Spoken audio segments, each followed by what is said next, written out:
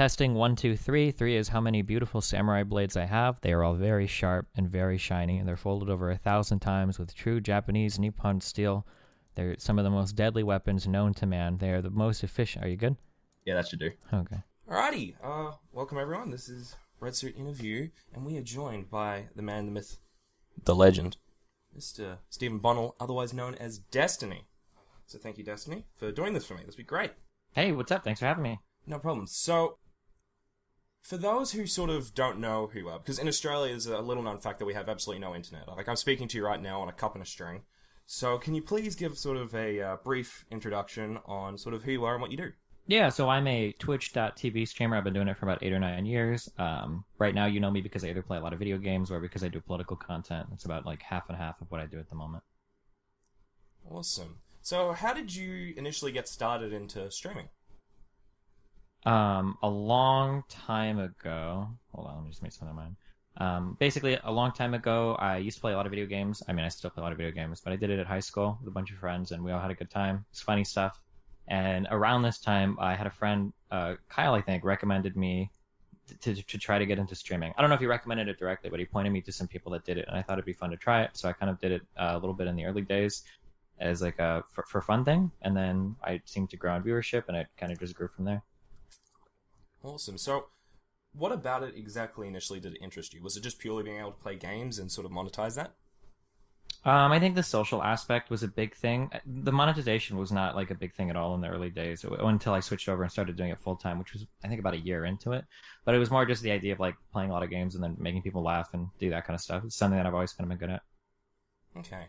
And like I'm not too sure how many questions also I must point out there, because I know we're on stream and whatnot, and there might be a couple of questions that, like, obviously those two there that a lot of people have already heard and whatnot, so I apologize in advance. I probably should have done the start, but anyway, there might be a couple of new ones, or a couple of old ones you've already gone through, so yeah, that's fine. Yeah, anyway, so, and you've also talked about sort of, like, you say you're sort of a unique case when it comes to streaming, in terms of, like, how you deal with sort of criticism in the general community. And so in that case, so what for yourself is the hardest part of streaming? The hardest part of streaming, I mean, there's a lot of hardest parts. I guess it depends on the kind of person you are. I guess for me, the hardest part is probably maintaining like a consistent schedule, as dumb as that is. Dealing with, especially when I do the political content, dealing with all of the massive amounts of hate you can get online can be pretty difficult when it bleeds over into real world stuff. People calling the police and the FBI and whatnot to go to your house gets pretty rough, but I mean, otherwise, I enjoy it very much. I mean, I consider myself very lucky to have this job.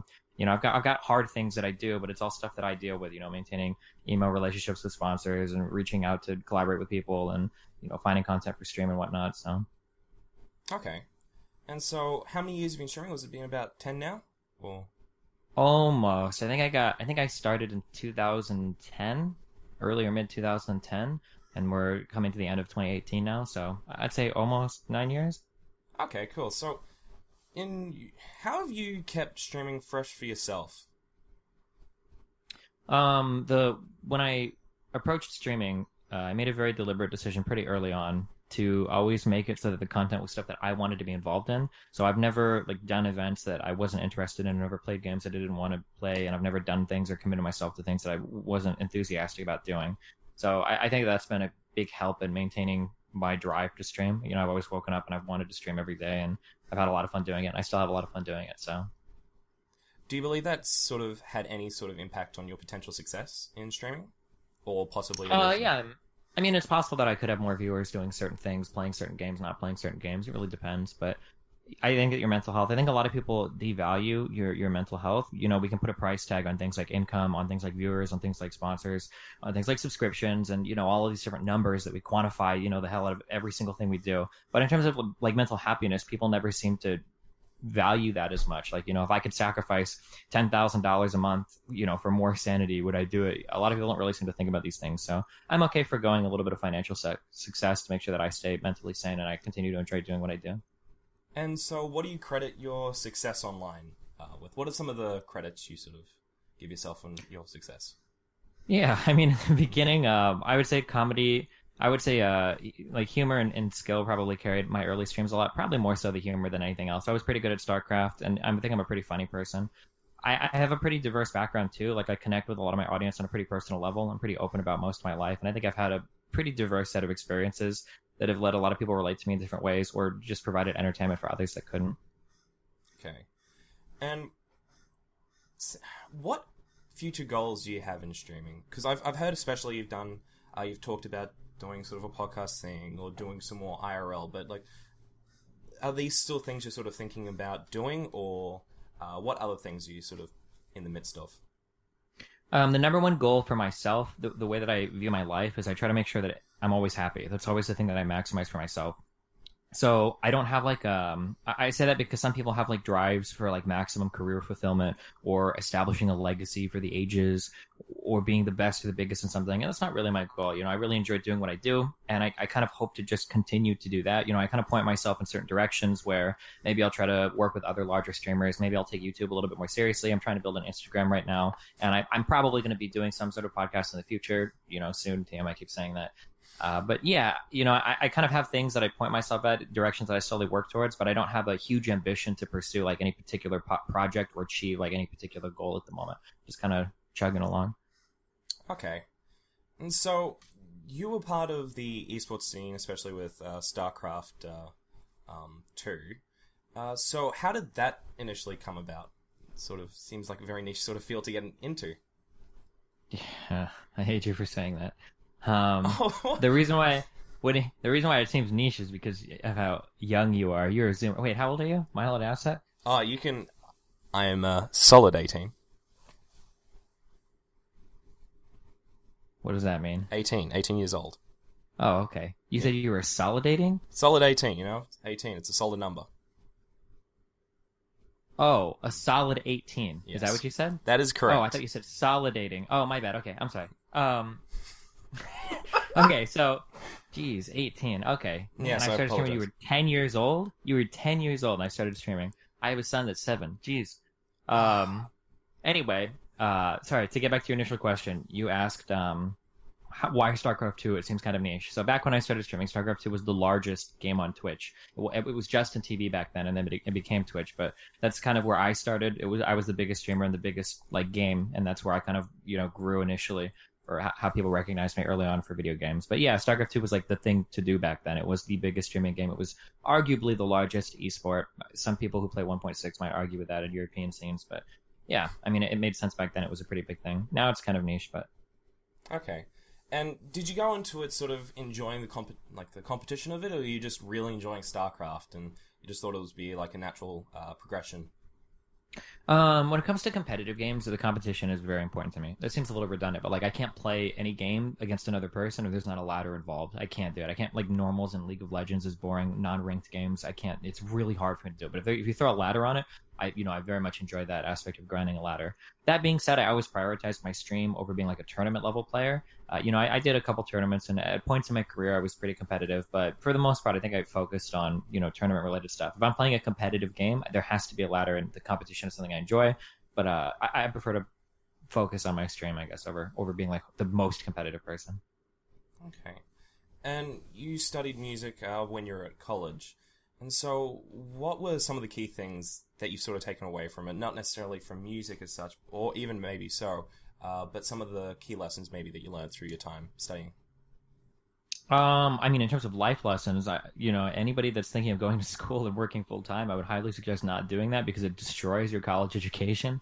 College is so much more than just showing up for your classes and trying to scrape by. If you're going to school for that and you're paying the tuition every year and then working full time, you're shortchanging yourself out of so much experience.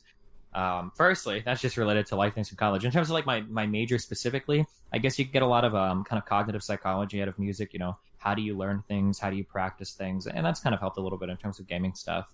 And then it's just kind of broadened my knowledge base. It's given me an appreciation for music and the ability to speak about it in a little bit more depth if we ever talk about things on stream related to music. Okay. And so what genres / sort of artists do you really enjoy listening to? That's a really hard question. I listen to, everybody says this, but I mean, I really do listen to almost everything. I mean, like, I've got, anything from like Japanese math rock to Kanye West and Kendrick Lamar to, different I mean, there's like a million different things: video game music, like orchestral stuff. I don't know. It really depends on the song, I guess. Okay. And obviously you have talents in seeming multiple instruments. So do you have any sort of goals within the field of music, or just personal things about sort of whether it's just sort of learning a piece or sort of producing your own music? I used to work with DAWs a long time ago. I used to do some stuff in Ableton. When I move, I'm probably moving soon to a different state in the U.S. Probably in about 2 or 3 months. I hope to buy an electric guitar when I move because that's the instrument that I really want to learn. But that's the only musical related goals that I have right now, I guess. Okay. And so for networking, it seems like you seem to be a sort of master, I guess, at networking because there's so many sort of connections over the years that you seem to make, whether good or bad. And so, what's your usual either way it comes around or tactic in connecting with people? The networking stuff is something I only actually started a few years ago. My networking in the first like 4 to 6 years of my career was really bad because I was pretty much of the mindset that if I don't like somebody, I'm going to roast them as hard as possible because I don't value networking or connections. That hurt my career a lot in the early days.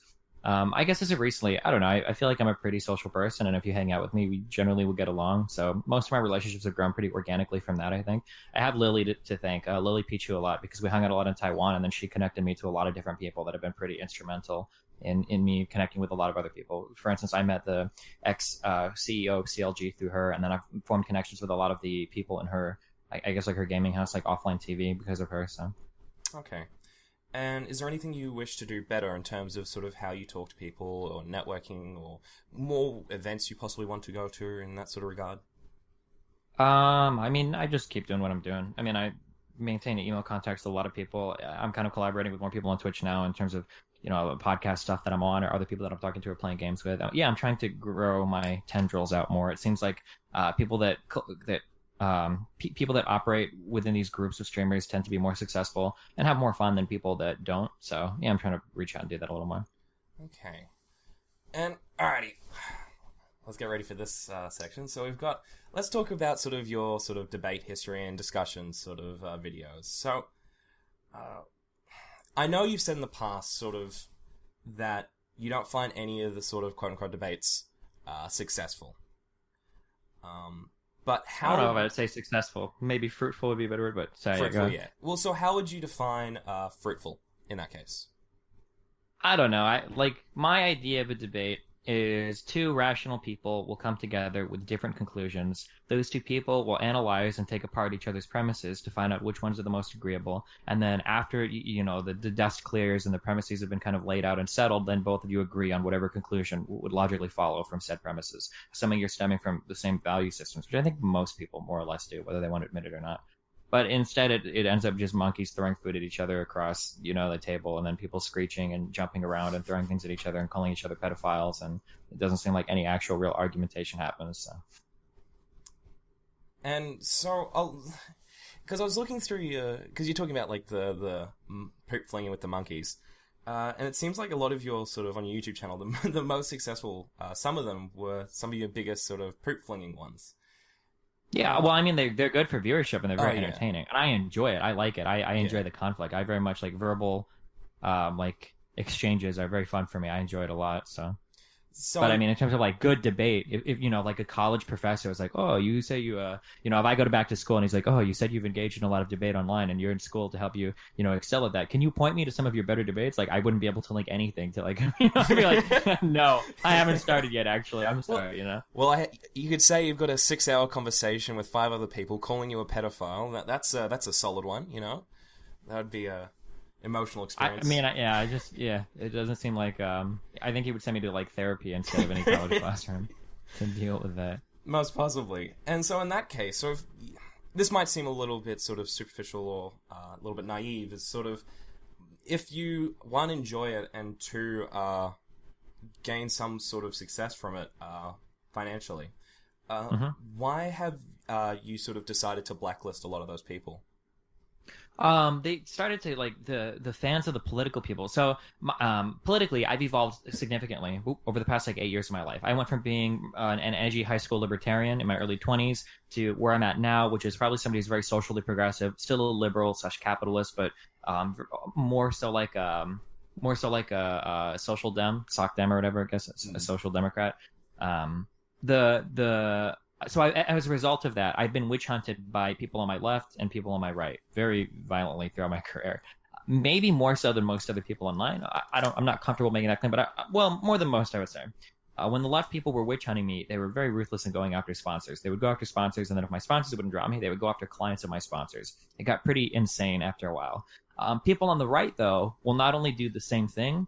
Instead of saying that it's because I'm racist or misogynistic, they'll say it's because I'm a pedophile and I want to, do things to children. And then they'll go as far as to like make spam phone calls to the FBI and stuff, which is stuff that never happened to me on the left. Ordinarily, I'd always say that like I don't care because in some ways I don't care. But the problem is like I have a child. And I don't know, like, if that stuff is ever going to blow back on me in a really bad way. If, like, Nathan comes home from school and, like, the FBI shows up, like, we're here because we heard that you were, a pedophile or something, and it's like, it just gets very stressful, I guess, after a while. And that and then, like, the spam reporting across all of my media accounts, like, my Twitter got permanently banned, I get spam reported, my Twitch account gets spam reported, my YouTube channel, every video gets reported, like, on a bi-monthly basis, I get, emails from YouTube saying, like, hey, we got to report, we manually reviewed this, but it's okay, blah, blah, blah, like, every month, the political people on the right are just ruthless. And at some level, I can't give up too much to engage in these types of conversations. Like, for instance, if I would have known that, like, my Twitter account was at stake, I don't think I would have engaged with a lot of people that I did. I never realized that it would get, like, that deep, where I would actually get, like, permanently banned from a platform like that. It's just the amount that you have to put at stake to engage in conversations with these people, to some extent isn't worth it, at least not for me. Or I would say not for anybody, Okay. And so, with your... I'll just ask, so I sort of heard throughout the time you've sort of done sort of appeals to try and get your Twitter back. So is anything do you think anything's ever going to come from that? I mean, it basically comes down to whether or not I can get a conversation with, like, one or two people that I know at Twitter that, like, operate in my circles. Because I'm pretty sure that my account shouldn't, like, if a human were to look at it, I don't think it would be permanently banned. I'm pretty sure, like, an algorithm caught some tweet and then, like, some, guy in a call center or something reviewed it. It was like, oh, click perm ban, and then that was it. But yeah, I'm not sure. I would have to, I don't know. It's hard to say. Maybe at TwitchCon or BlizzCon, we'll see. And so, you just mentioned also before about sort of the toxic sort of communities that have sort of gone after you. So, what would you say out of all of those ones would have been like oh shit, what have I stumbled into here? This one is definitely the worst. Which one of them would have been for you? I mean, the alt-right people are definitely the worst. They have, like, no holds barred or whatever. Like, they'll go after everything. Like, they were trying to dox, like, my kid's mom and everything. And they do it, like, openly, like, on public forums and stuff. So... yeah, those guys were easily the worst that I've ever dealt with. Okay. And there's it's very interesting sort of to hear sort of, you speak in terms of sort of, you call yourself sort of very, egotist. Oh, I can't remember. I'm not very much into the terms of philosophy. Descriptive egoist. Yeah. Yeah, so sort of you focus more on sort of yourself, and a lot of your viewpoints come in sort of how it affects you.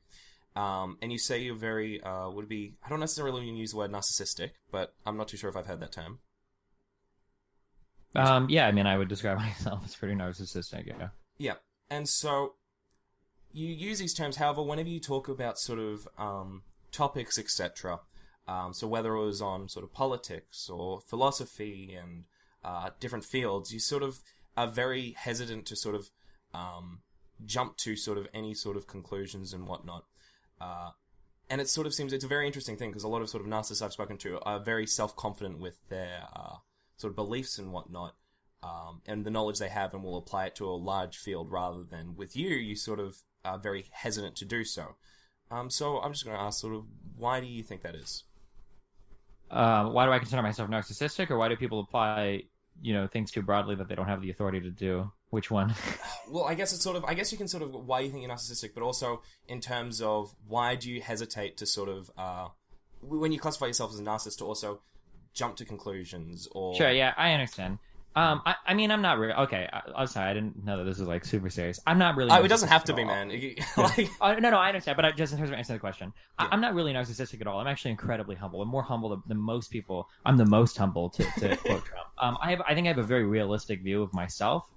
A lot of people consider me narcissistic because I scream it. When I present opinions to people or I go to argue with people, of course I present things incredibly confidently. To be, let's see how many edgy checkboxes we can hit in this conversation. Have you ever seen the show House? Yes.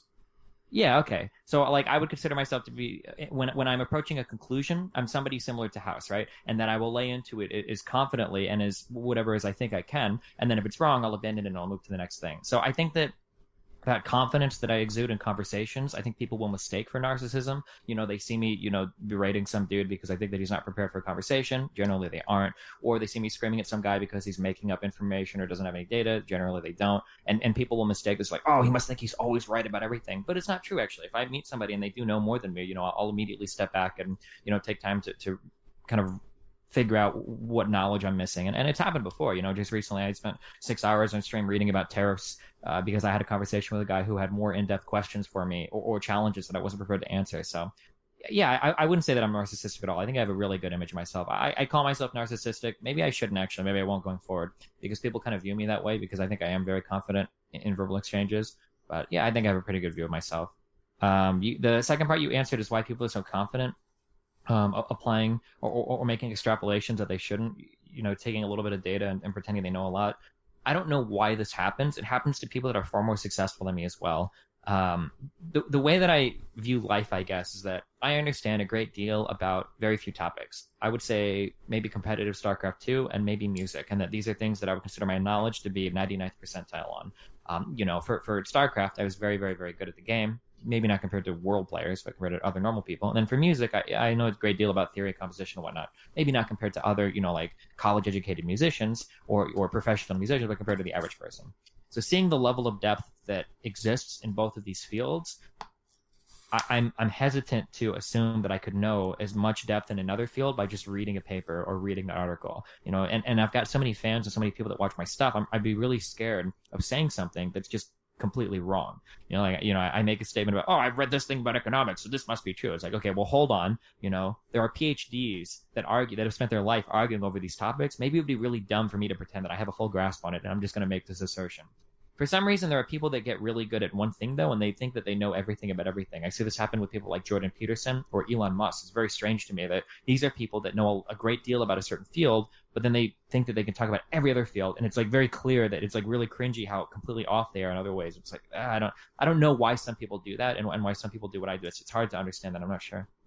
Could also be because I understand it very much in terms of when you're speaking with sort of like Jordan Peterson and a lot of other like Elon Musk as well. Do you think they also apply they apply the same sort of thinking towards different topics? Because you also hear something like, I don't necessarily know, sort of like, I guess, Neil deGrasse Tyson. He'll apply the same sort of like sort of like theoretical thinking to a lot of topics which seem sort of very out of place. Do you think that also may have a part in it? Can you elaborate on that? What do you mean by what sort of philosophical thinking? Well, sorry, let's say sort of theoretical. So he'll sort of, I don't know whether or not it'll just sort of be a very... it's very hard for him to communicate, I guess, in sort of a, layman sort of way in terms of, for example, on the Joe Rogan podcast, he was talking about third, fourth, and second dimensions on traveling in roads and whatnot, and the only way we can go from here is traveling in the fourth dimension. However, on sort of like an engineering perspective, it was like, well, we possibly can use other dimensions. We can still utilize the third dimension over the fourth. However, he just sort of, not necessarily sort of, I don't know whether or not he chose to sort of promote the fourth dimension, or just didn't think that was possible in third, even though there's probably other ways to do it. Do you think that possibly that sort of educated in sort of one sort of strand of sort of thinking could also affect the ways that they approach other topics? Yeah, I mean, it could. To generalize this a little bit, what you're talking about, it's where somebody will learn something, like one thing, and it seems like that becomes the very lens through which they view the world. Yes. I'm always very hesitant of people that do that. Yeah. Actually, the most relevant example, do you know who Paul Stanitz is? He was on a Joe Rogan podcast. He's obsessed with mushrooms. Yep. Yeah. Did you watch that talk? Yeah, I watched bits and pieces of it. Okay. Well, so like when he's talking about like, hey, mushrooms, contain this thing called psilocybin, they affect the brain in this way. That's really cool. But then when he started saying that like every single world problem can be solved with mushrooms, it's like, okay, I feel like you're maybe this is one thing is tainting your view of the world a little bit too much. It seems like you're a little hard on this one thing. When anybody specializes in like one thing and then they feel like that one thing is the answer to literally every single one of life's problems, it makes me take a step back and question the objectivity of that person. Oh, no, I get that very much. So we're talking before, especially with the sort of the shit shows of the debates you had. Do you think any of those conversations you had that any of the people sort of walked away and thought, actually, you know what, you may have had a point, even though it may have been a shit show? Do you see or sort of any development in certain people's Very few have. Very, very few have. There's two huge problems. One is that a lot of people come away from these debates thinking they've won, even if they've gotten completely crushed, just because they're so bought into their narratives that they can't fathom, using any type of reasonable thought process. So, for instance, there's a guy called Count Dankula. He's the Scottish dude that got arrested or fined or something for that. He taught his pug how to do Nazi salutes. Yeah, the mate. And I had a conversation with that dude related to gathering data to form an opinion about something. And his idea was instead of studying something, you could just watch hundreds of videos on YouTube, and that'll give you a good view of some sort of statistic, or it's a valuable way to collect data. And he came away from that conversation thinking he was totally correct in how he analyzed it. Yes, I mean there are people like that. There are other people that if they get blasted hard enough, they kind of walk away and they either don't talk about that topic as much. I notice, or yeah, that's it. It's very rare. I think people are so financially invested in their own positions too. Like you've got to keep in mind that these are people with maybe 1 million or 500,000 or 250,000 subscribers on YouTube. For them to totally change the politics, even if they were vested in an argument, would cause them to suffer great financial hardship as well because they're so bought into their narrative. So I think that the intellectual integrity of these people is probably severely compromised due to the fact that they make a living off of their political opinions as well, which is sad because it stifles your ability to grow politically. No, that's very true. And are there any people in sort of, I don't necessarily want to say skeptic, or even, let's go a little bit broader, even let's include the intellectual dark web in that one. Is there any sort of people that you would want to talk to in those fields?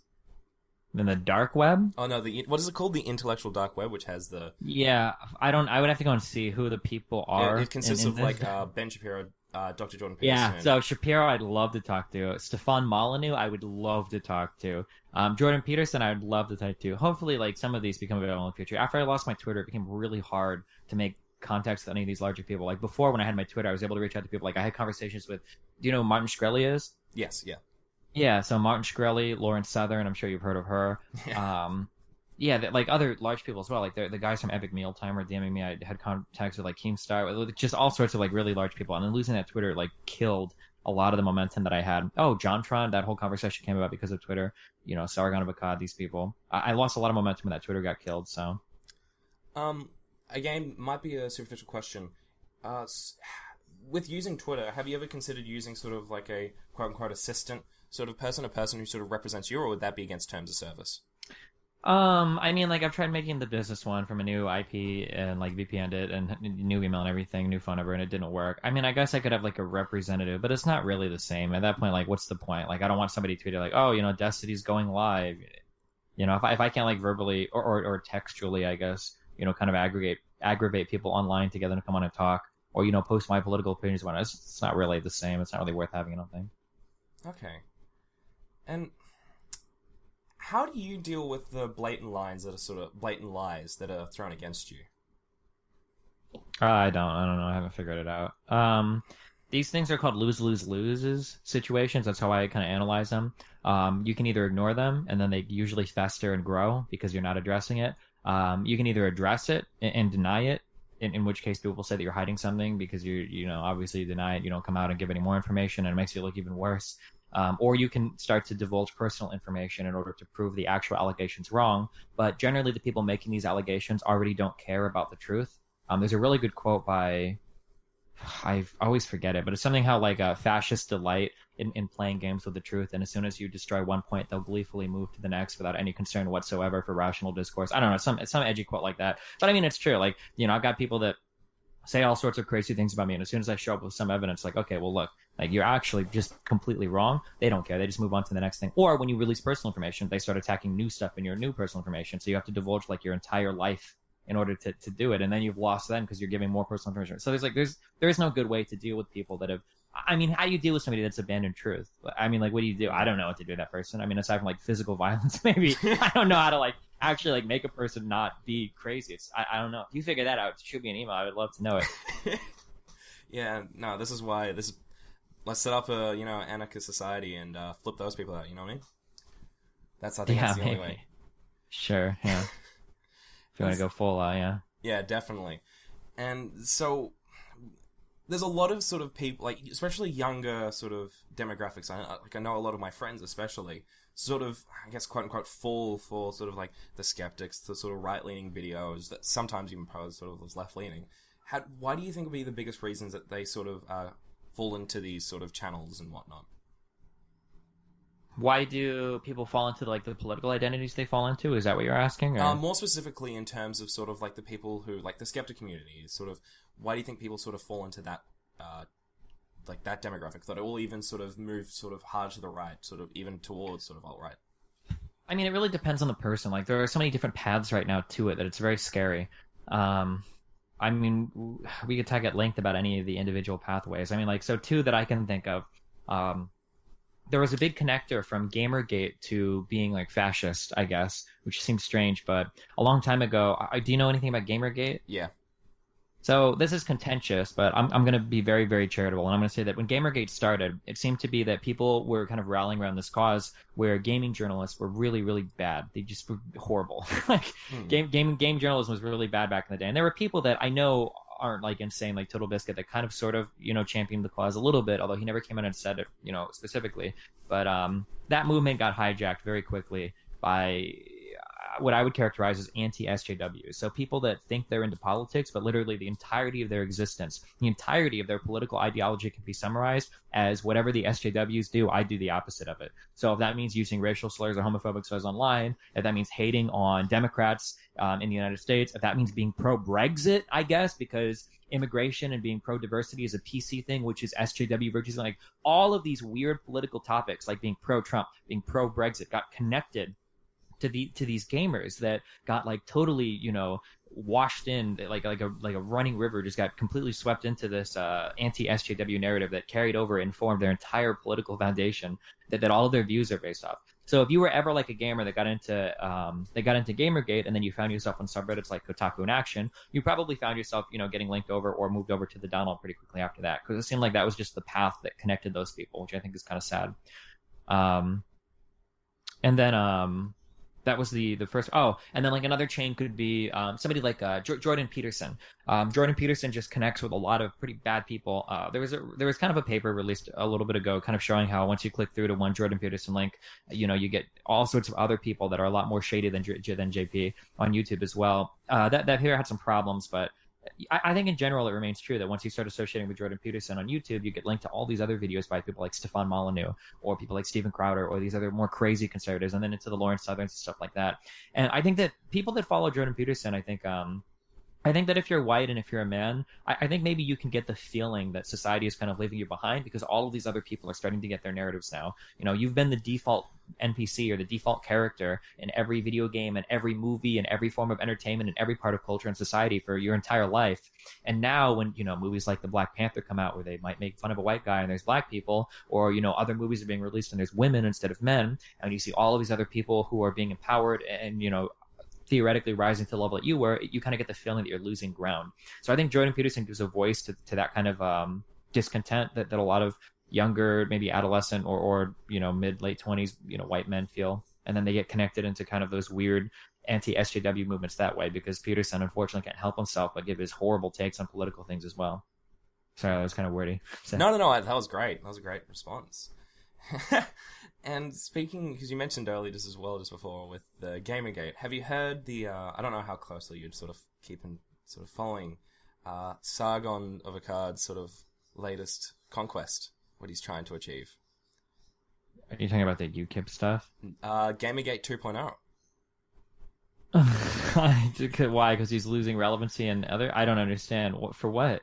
What? Well, Because there's too many women in games now, or what? I don't oh, even know. I haven't followed this at all. Sorry. oh, Sargon is so stupid. Have you heard the conversation of him with the UKIP guy, where the guy was basically saying like, "Why did you join? Why did you join the UKIP party?" And Sargon was like, "Oh, I just wanted to make a statement." The guy's like, "Okay, you could have just voted for us. Like, are you gonna like Are you gonna go to house and actually like help?" And he's like, "Oh, well, no, I don't think I should have to do anything." And I was like, "Okay, well, why did you join our thing?" Yeah. Oh God, Yeah. Sargon is so stupid. Yeah, Sorry. Okay. yeah, What he you was basically wants to do Gamergate 2.0, but he also was looking at eventually trying to conjure up a scheme to get Donald Trump to tweet that Gamergate did nothing wrong. Okay. Yeah. Nice. I mean, Trump would probably do it if he got it.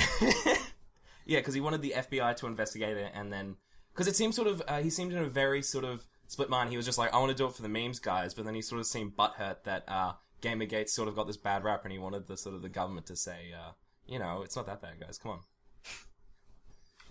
Yeah, I haven't. I mean, it sounds like a Sargon thing to do, but yeah. Yeah, and maybe we'll get another Law and Order episode out of it. I don't know if you ever saw that or not.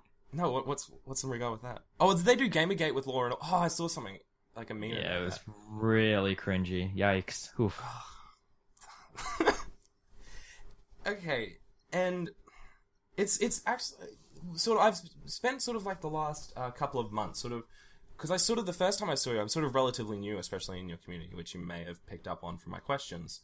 But the first time I sort of saw you was in PKA. Yeah, Woody's podcast, yeah. Yeah, and from like initial, and like how you spoke and how you talked about certain topics was very interesting, and sort of was like almost sort of like a breath of fresh air in sort of certain regards. But then when I sort of started watching sort of from your back catalogue, sort of progressing through, especially your debate content, you've definitely become a lot more pessimistic about sort of how you sort of view sort of intellectual sort of debates, especially on YouTube or the intellectuals as well. And so where I'm getting at with this, I guess, is that do you regret a lot of those discussions and debates because of the view you're in now, or do you think it's important for yourself that you were just like it was better to know rather than to live in blissful ignorance? No, I mean, I for almost everything I've done in my life, I valued widening my horizon. Even if it was a very unpleasant experience, it's kind of illustrated how much more there is to know about everything, and I would prefer unlocking an uncomfortable truth over living in a more kind of blissfully ignorant state. So, I mean, I'm grateful that I've done it, and it's kind of helped to shape my opinions. I've become a lot more cynical and pessimistic about people in general, but I mean, I'd rather that to be more realistically grounded than to have an unfounded optimism, I guess. Okay. And I guess just sort of on a personal note, when the sort of the JonTron sort of thing came out, especially, it seemed very much that a lot of the sort of YouTubers, in regards to the sort of what happened, sort of downplayed sort of his comments, and not that they don't necessarily sort of believed him, it sort of downplayed what he actually said. Mm-hmm. And do you think that it came from sort of You're fine, don't worry about it. Yeah, do you think it came from a place of sort of defending him as a person, as him as an identity, or as a position in him being sort of heavy right-leaning, especially in terms of his semi-racist turns? I mean, it's really hard. You're asking me to dive down into tunnels of ignorance that I can only fathom. Well, let's look. There's a lot of different things at play. One of the things he said that he's a friend, so some people will defend their friends no matter what they say. Other people were genuinely fascist, like genuinely like authoritarian, insane, nationalist, ethno-state people that defended him. Those are probably the minority, to be fair. I don't think most of John's fans are crazy ethno-state, race realist guys. But although they were there, spurring on those conversations, a lot of people were just fans of his content and wanted to excuse everything he said because they didn't want to deal with the implications of what he said. Other people are just like gamers who think everybody should have the right to say whatever and nothing should matter like that, and they downplayed everything. Yeah, I mean, there's like a huge variety of reasons why people would be incentivized to defend everything he said. Okay. Because especially with certain people like Psychic Pebbles, who like he's done great content and whatnot, but came at you very, very hard and very direct. Yeah, he was very butt mad after the conversation. He was needling me on Twitter like days and days after, like sniping comments and stuff, trying to get me to say something to him or do something to him because he just wanted to go really hard and then rile the whole animator community up against me too. Yeah. Yeah. And I guess that was actually very interesting. I really appreciate sort of going into that sort of questions, and you've gone through them as well, but it's just very interesting to hear again. But let's go into, I know you're a big fan of sort of hypotheticals. Sure. Okay. So this might be easy for you or whatnot, but I've tried and sort of asked this one sort of with certain people in certain groups. So let's say, with this hypothetical, let's say you died and surprisingly there was an afterlife, and God was there and he sat you down and he went, look, Stephen, the Nazis were kind of right, you know? In fact, they didn't go hard enough. They should have just killed everything that wasn't Aryan blood. But he goes to you, you know what, Stephen? I like you. I like your stream. You're pretty chill, dude. So I'm gonna send you back to Earth, and you can live your life out and come back up here and go to heaven. However, you have to let everyone know there that their life, unless they're Aryan, is completely meaningless and deserve to die and go to hell. Would you, in that case, then go down to Earth and tell everyone the truth? And when I say tell everyone, like, you just basically say the words and, like, everyone's, like, got this sudden realization of truth? Or would you rather take the hit, go to hell, but know that humanity will live in blissful ignorance? Oh, who listens to this radio show? This is more sort of a question for me. This won't go on the radio. I'm going to show you this one. Oh, yeah. Well, I mean, like, I'm okay, but it has to be to an educated audience because this is a really bad soundbite. I mean, philosophically speaking, I'm considered a moral anti-realist. So that means I don't believe that actual morals are things that exist. So, for instance, when somebody says murdering someone is wrong, that wrong is just a kind of a social construct that we have that exists in the minds of humans, but I don't think that anything is truly right or wrong, like reducible to some sort of fact of the universe. Now, if I were to meet a godlike figure, I would assume that this godlike figure would have authority over all domains, even those that I wasn't capable of gaining knowledge about, such as morality. So if a godlike figure told me that, well, one, morality exists, and that two, he can make statements about morality, and then three, he were to divulge some of that information to me, I would have to accept what he's saying as truth. So if there was a God who was capable of determining virtue, and he told me what was virtuous, I would have to act in accordance with that if I were to be a consistent person. So, I mean, yeah, I would do whatever that being were to tell me to do. I would have to. It wouldn't make sense to do anything otherwise. Interesting. No, yeah, for me to be contrary to that, it just doesn't. How could I? Let's say that I exist on a wall with a bunch of other people, and all of us, the other side of the wall had a color to it, and we don't know that color because we've never walked to the other side of the wall, and it was impossible for us to travel to the other side of the wall. We all lived our lives, and so the color of the wall was blue. So we decorated the room with blue. We wrote books and papers about how the other side of the wall was blue, and then one day I hear a voice from somebody on the other side of the wall, and they knock on it, like, "Hey, Steven," and I'm like, "Yo, holy shit, you're on the other side of the wall. What the fuck? That's insane." Or what the hell? Or heck. Sorry. What the heck? That's insane. And the guy was like, say hell at this point. dude, I'm over here. Okay, sure. The guy was like, dude, the wall over here, it's orange, you know? I would have to believe that person. I mean, who am I, as somebody that's not ever capable of being on the other side of the wall, who am I to contradict that person? He says it's orange. I could go along with the rest of society knowing that I'm lying to myself, but if another person was capable of gathering that information that I could never know about on the other side of the wall, I would have to take that person's word for it. So that would be like the analogy that I would draw to a God person who is capable of understanding morality, of moral fact, right? Yeah. Yeah. I very much understand that sort of perspective as well. And it's sort of interesting because when you initially sort of, like, most people I would assume, or what I've talked to especially, would just immediately be like, oh no, I'd just lie. I'd take the path to hell and whatnot. Oh, sure. Yeah. Yeah, that's somebody that has no view, that has no developed view of morality at all then, because they're the ultimate moral anti-realist, right? Like, I say that moral fact can't be known. Most people claim that moral fact can be known, but then if somebody that's actually capable of generating moral fact, of creating moral fact, tells them that their moral fact is in disagreement with what an omniscient person says, then they're like the ultimate. They're acting in ways that, yeah, that's just the most wrong position you could ever have. Like, yeah. I guess it's just sort of like, I sort of almost perceive it as well with sort of like, I can see you, Stephen, going up to a little child with brown hair, sitting him down and going, "Look, you're fucked. You're going to hell. That's it." I mean, if that's what God says, I mean, he would be the only one capable of understanding virtue. Yeah. Oh, that would be beautiful. That would be a beautiful clip right there. Yeah, maybe. And I guess this might be a little bit of a bland hypothetical now. considering what we went through, is if you had 3 wishes, what would they be? I don't even know. I don't like wish for much at all. Like if I want something, I usually buy it. I get like, how about like if I could be like a god at Yep. music, if I could play every instrument or whatever, that would be cool. If I could like live forever, I would want to be immortal. That would be cool. Obviously not like getting old and I can't move when I'm like 90. And then, I don't know. I guess infinite money to do whatever too. Okay. So, I guess we'll move on to some very, sort of random, sort of personal questions.